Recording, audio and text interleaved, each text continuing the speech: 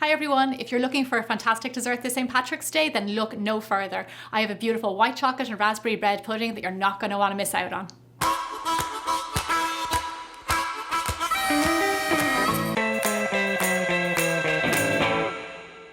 Hi everyone and welcome to Chocolicious. I'm Gemma Stafford from Gemma's Bigger Bolder Baking.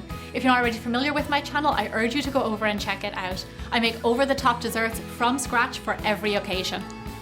We're going to start out by making our white chocolate custard.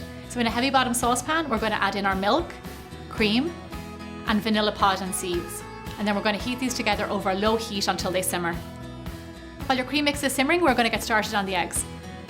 In a large bowl, we're going to crack in our eggs. Then add in your sugar and whisk well together.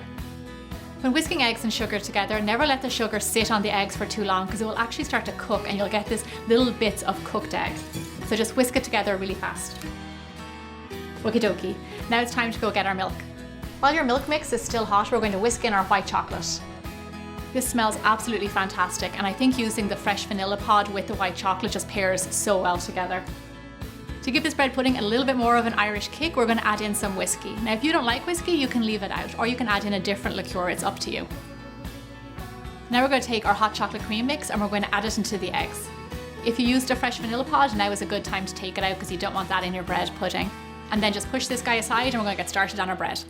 So for your bread, you can use any that you like, white bread, even stale croissants. Today I'm using challah because it's that nice rich dough that makes for really good bread pudding. So we're going to slice and cube this bread and you want to keep it kind of rustic because it very much is a rustic dessert.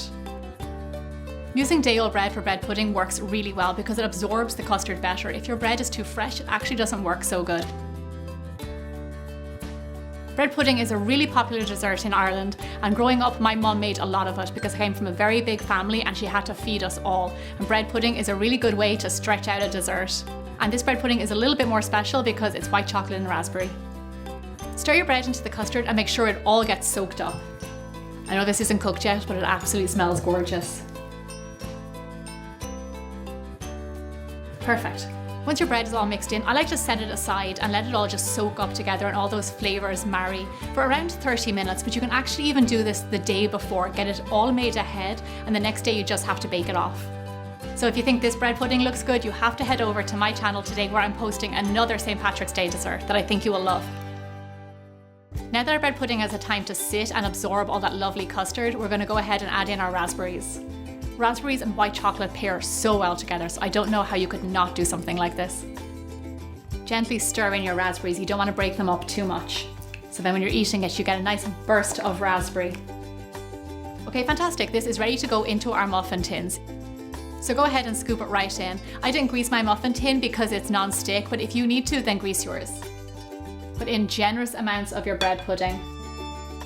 The more the merrier, especially on a holiday like St. Patrick's Day. We're going to bake these guys off at 350 degrees for around 20 to 25 minutes until they puff up a little bit and are still a little bit soft in the middle. Our bread pudding is out of the oven and it looks and smells amazing. So now all that's left to do is to put it on a plate, garnish and eat it. I'm going to serve my bread pudding with some raspberry puree and some whipped cream. And of course I'm going to top it off with a tiny bit of grated white chocolate. And I'll finish it off with a sprig of fresh mint. And there you have it, a beautiful dessert for St. Patrick's Day. And it just goes to show you it doesn't have to be green to be festive and delicious. Happy St. Patrick's Day everybody, I hope you have a wonderful day and I'll see you next time.